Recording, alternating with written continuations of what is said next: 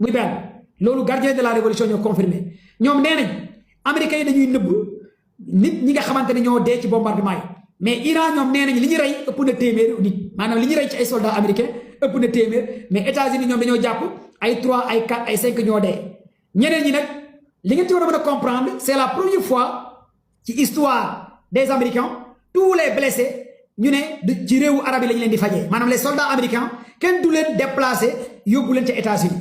kon l'heure est vraiment grave ces 400 soldats américains yu Iran confirmé blessé nañ dañu leen di faj ca Koweït ca Arabie Saoudite ca Qatar ces hôpitaux foofu lañ leen di soigner kon loolu lan lay wone day wone carrément américains yi bugguñ jël soldats yooyu yóbbu leen ca États-Unis pour américain population bi xam lan mooy xew parce que dans ce cas là population américaine dañuy comprendre li xew ci guerre bi li Iran di def te loolu day am révolte bi nga xamante ne day am envers Trump te jamono ji sondage yi génn Trump 30% la am ci ñu ko bëgg ca États-Unis ñu bëree bëri Trump moom amul kenn ku ko bëgg jamono ji ci lii di États-Unis sondage yi wane ne que population américaine ñu bëree bëri ànduñu ak Trump surtout ci guerre bi nga xamante ne jël na ko envers Iran parce que wax naa leen ko au début de mon live tey ak démb li taxoon Trump di attaquer Iran amu ko arme nucléaire Iran bi moo taxoon muy attaquer Iran fu mu ne génn na ci muy benn merci pour les cadeaux les fleurs les cœurs gars yi joxe leen cadeau cœur yi fleurs yi s'il vous plaît femmes où sont les femmes partagez leen où sont mes femmes où sont mes flowers maximum de partage. On signale le live, hein? On signale le live. Hein? Vous êtes 1500 personnes sur le live. Juma Mubarak. Donald Trump, tay dafa am lu mu wax lu grave. Président États-Unis, tay da am lu mu wax lu grave. Néna Chine ak Russie bu ñu jaay Iran ay armes. L'heure est vraiment grave. Bu ñu démé président États-Unis mu né Chine ak Russie bu ñu jaay Iran armes dina leen sanctionner. Ministère des Affaires étrangères bu Russie Sergey Lavrov tontu Trump ne ko ne xanaa dangaa tiit wala dangaa jaaxle kañ la Russie jël ay armes di ko jaay lii di Iran wala missile balistique Iran yi moo def effet mooy tontu bi ministère des Affaires étrangères bu Russie tontu président États-Unis Trump tous les médias français bind nañu ko tey France 24 LCI BFTV ñu ne Trump nee na waa Chine ak waa Russie bu ñu jaay Iran arme waa léegi pourquoi Trump wax ko des analystes politiques ñoom nee nañ des professeurs en sciences politiques nee nañ missile balistique Iran yi moo tiital Trump arme yu bees yu Iran commencé utiliser moo tiital Trump négociation bi nga xamante ne ñoom nee nañ cette fois-ci du ñu négocier moo tiital Trump te guerre bi li ci gën a doy waar bientôt 14 jours de bombardement am njaay dolli jóg diggante Iran ak États-Unis mu nekk 3e phase bi cette fois-ci Israël duggul ci guerre bi dinaa leen expliquer fii nag lan moo tax Israël duggul ci guerre bi bii ba ak lan moo xew lan moo tax Israël duggul ci guerre bi ak lan moo tax Israël cette fois-ci attaqué wul Iran waxoon naa ko barki démb 4 jours ci sama live bi man leen Iran xam nga xale bu la yabee da ngay duma baayam xale bu la yabee da ngay duma baayam Israël mooy baayu États-Unis Iran dafa duma Israël lii foog ngeen ñu xam géopolitique nag da ngeen di comprendre fu ma jëm xale bu la yabee da ngay duma baayam la guerre des 12 jours Iran dafa duma Israël la guerre des 40 jours Iran dafa duma Israël ba Mossad siège Mossad bi nekk Israël Iran da ko wàccee centre de communication bi da ko wàccee site gouvernement bi da ko wàccee télévision Iran da ko wàccee ces missiles yi nga xamante ne Iran aéroport de Giron Iran da ko wàccee une 50aine d'avions Iran da ko wàccee les grandes villes la ville de Dimona nekk ville bi abrité les armes nucléaires israéliens Iran da ko wàccee les services de renseignement Israël bi Iran di ko wàccee sur la guerre des 12 jours et la guerre des 40 jours lii mooy li ngeen war a xam d'abord ci rapport te rapport bi ma leen di wax ni rapport bi Israël en même temps lii moo taxoon Israël di jàpp ay journalistes yu mel ni média Ers média bu nekk en Israël bi doon wone information yi ak Channel 12 loolu moo tax Ben Netanyahu bëggoon changer gouvernement bi changer ministre de défense bi changer ki nga xamante ne le directeur de Mossad lii moo waraloon Ben Netanyahu changer le directeur de Mossad changer le ministre de la défense bi changer gouvernement bi changer ki diriger renseignement israélien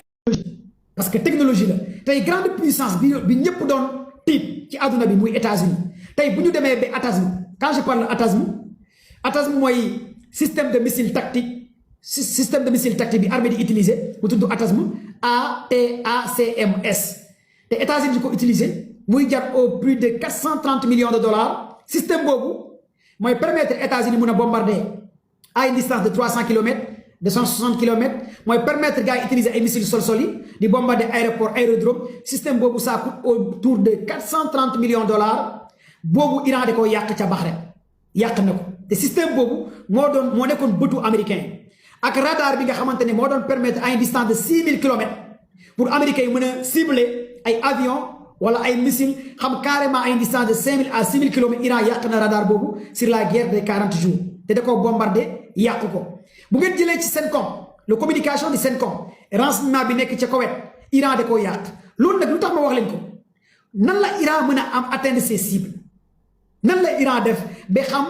cible bi fii la nekk xam si renseignement bi fii la nekk missile yi fii la nekk CENTCOM bi fii la nekk ATASM bi fii la nekk tous ces données d'information Iran da ko am à travers des satellites militaires lii moo tax ma ne leen les nerfs de la guerre c'est de l'information qui détient l'information gagne la guerre dañoo nekk ci guerre satellitaire dañoo nekk ci guerre information ñu nekk ci guerre données moo tax yéen ñëpp da ngeen a war a ñaanal li nga xamante ne mooy Iran bu daanoo le monde musulman day daanu gars yi abonné leen bu baax a baax massivement on signale live ku abonné gul na nga abonné ngeen partagé live bi tey jumaa la ñaanal leen Iran yéen ñëpp Iran bu gagné la guerre Afrique day gagné day am ndam Iran bu gagné la guerre le monde musulman day siggi Iran bu daanoo képp ku julli da ngay sëgg da ngay am gàcce bés bu Iran daanoo le monde musulman aura un sérieux problème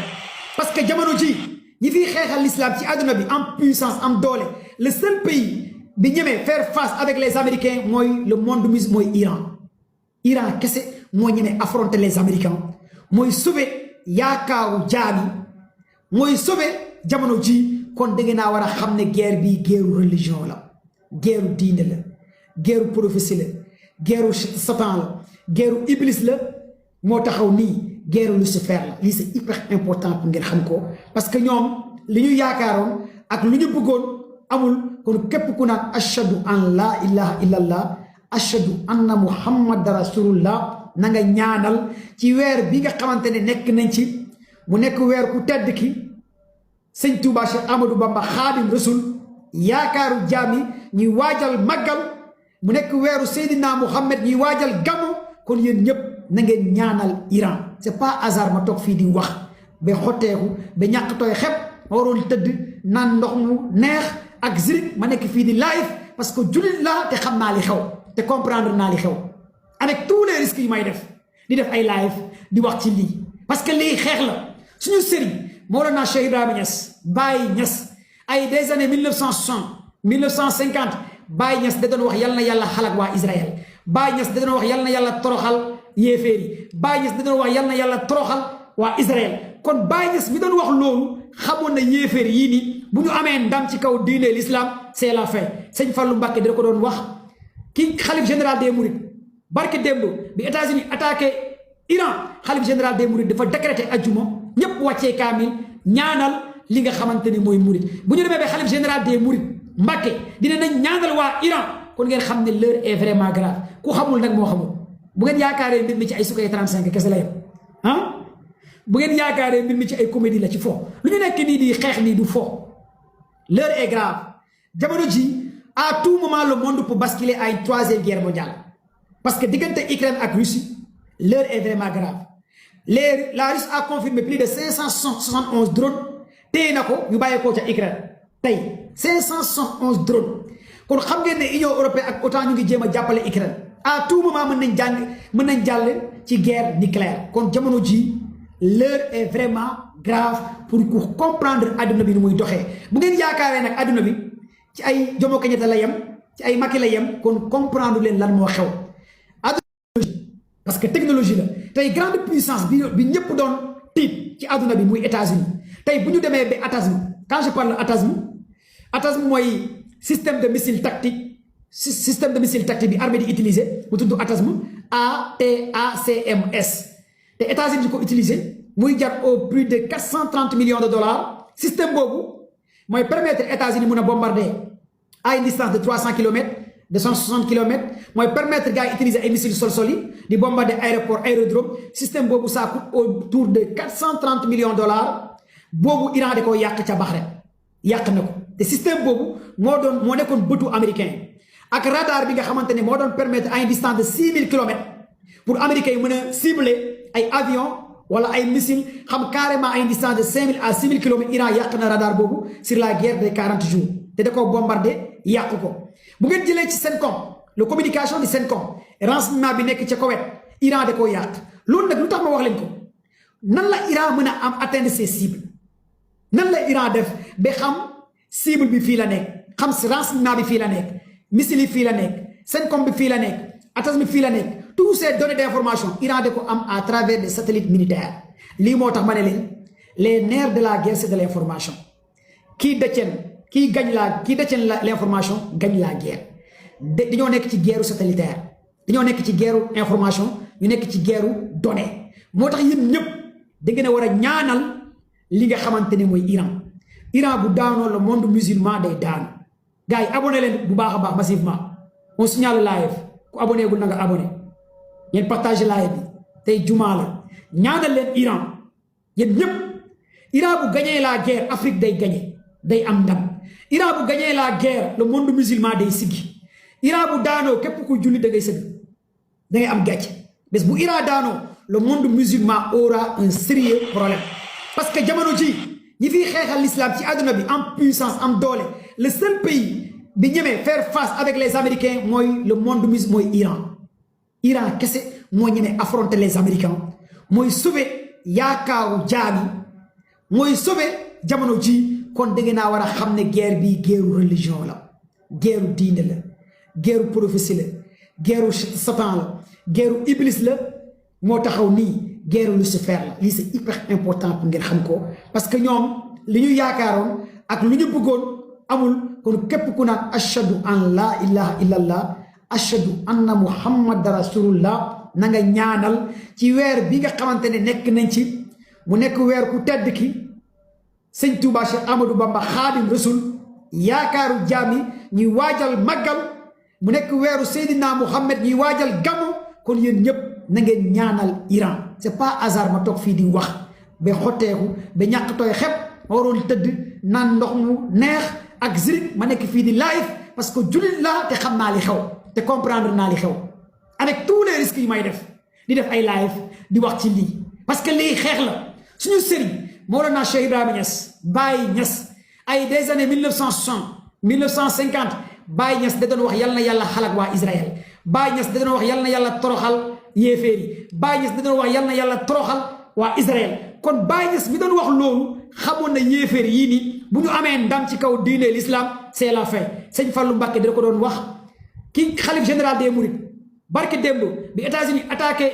Iran xalif général des Mourides dafa décrété ajjuma ñëpp wàccee kaamil ñaanal li nga xamante ni mooy Mouride bu ñu demee ba xalif général des Mourides Mbacké dina nañ ñaanal waa Iran kon ngeen xam ne l'heure est vraiment grave ku xamul nag moo xamul bu ngeen yaakaaree mbir mi ci ay sukkay 35 kese la yem ah bu ngeen yaakaaree mbir mi ci ay comédie la ci fo lu ñu nekk nii di xeex nii du fo l'heure est grave jamono ji à tout moment le monde peut basculer à une troisième guerre mondiale parce que diggante Ukraine ak Russie l'heure est vraiment grave la Russie a confirmé plus de 571 drones téye na ko ñu bàyyeekoo ca Ukraine tey 571 drones kon xam ngeen ne Union européenne ak OTAN ñu ngi jéem a jàppale Ukraine à tout moment mën nañ jàll ci guerre nucléaire kon jamono ji l'heure est vraiment grave pour comprendre adduna bi ni muy doxee bu ngeen yaakaaree nag adduna bi ci ay Jomo Kenyatta la yem ci ay Macky la yem kon comprendre leen lan moo xew